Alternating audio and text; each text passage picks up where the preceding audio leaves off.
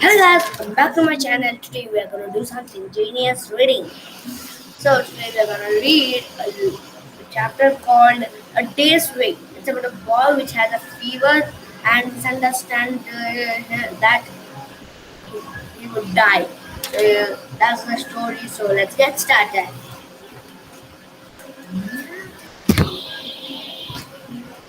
So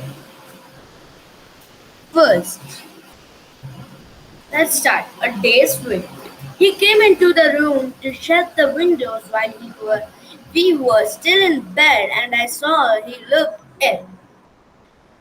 It's like the boy is called Scats. The Scats came into his parents' room and just closed the windows while his were still in the bed. So he was shivering, his face was white and walked slowly as though it ached to move.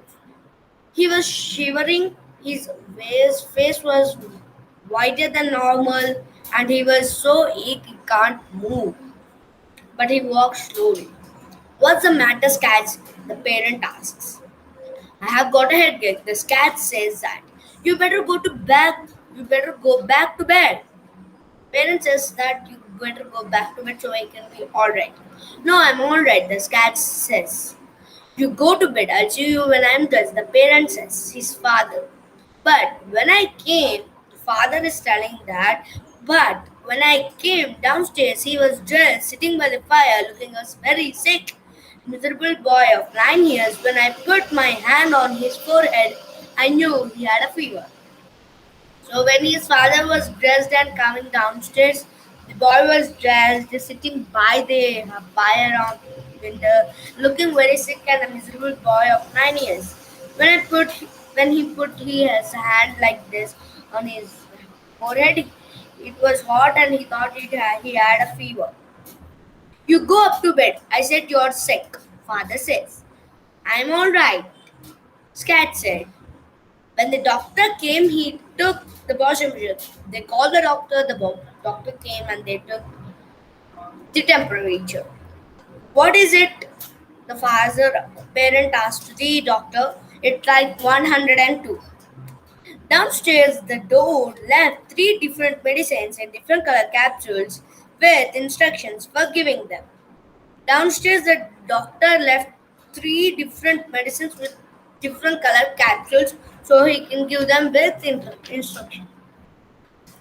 And one was to bring down the fever, another a purgative, and the third to combat our acid condition. These all medicines was to cure it. The germs of influenza can only exist in acid condition, he explained. So influenza germs can only exist in acid condition. Means he had an acid condition with the germs of influenza. Influenza. He explained.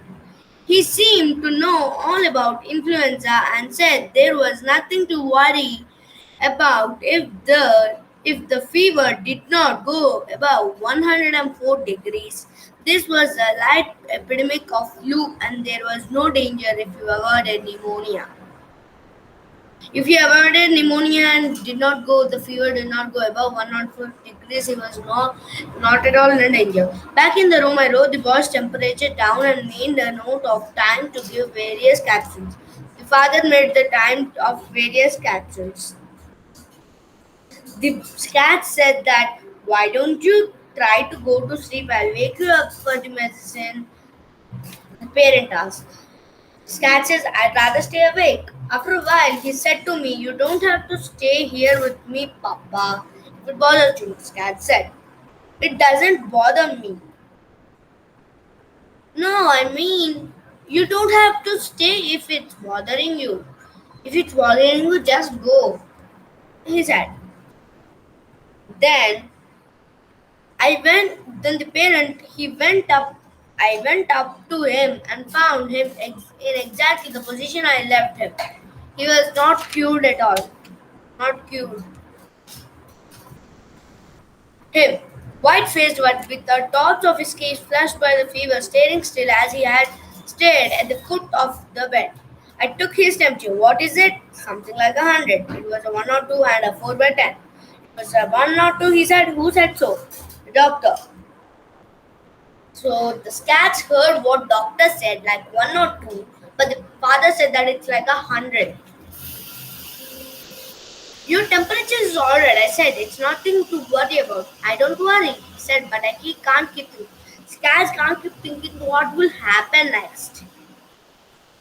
But his parents was just encouraging him, nothing will happen, you will be alright. No, don't think. I said just take it easy.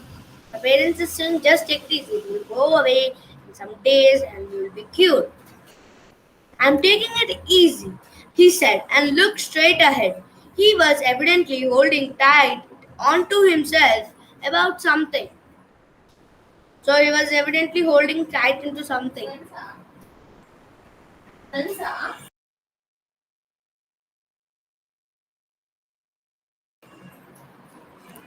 So I sat down and opened the pirate book and commenced to read, but I could see he was not following, so I stopped.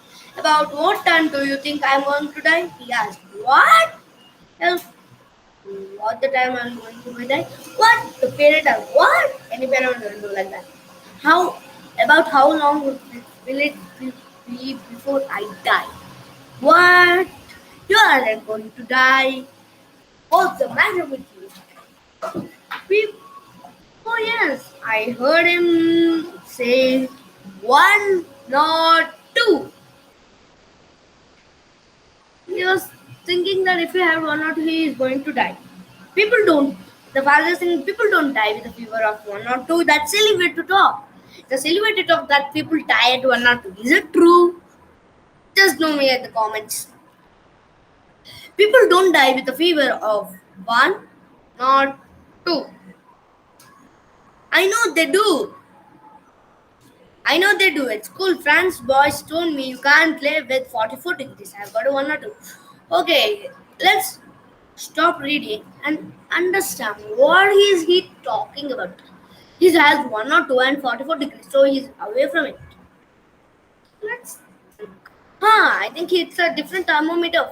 1 or 2 is a different clinical thermometer, and 44 on a different clinical thermometer. He had been waiting to die all day ever since 9 o'clock in the morning. He has been waiting to die all day ever since 9 o'clock. Like 9 o'clock on the morning? You poor scats said, poor old scats. It's like miles and kilometers you are and going to die. That's different thermometer. On that thermometer, 37 is normal. On this kind, it's 98. Okay, 37 is normal. It's Fahrenheit thermometer and Celsius thermometer. It's like different. It's different way. It's like on Celsius thermometer, it's like Fahrenheit and Celsius, it's like miles and kilometers. He's saying that. Are you sure? He's asking scats. Absolutely. I said it's like miles and kilometers. You know, like how many kilometers we make when we do 70 miles in the car. Absolutely. I said it's like miles and kilometers. Oh, he said. But his gaze at the foot of the bed relaxed slowly. He relaxed that he's not going to die. The hold over himself relaxed finally, and the next day it was very slack, and he cried easily at little things that were of no importance. He was relaxed. On the next day, he was very slack, happy. He cried very easily at little things. He cried at little things with no importance. And it is written by Ernest Hemingway. So the story was pretty nice. So what if we watch a video on it? Let's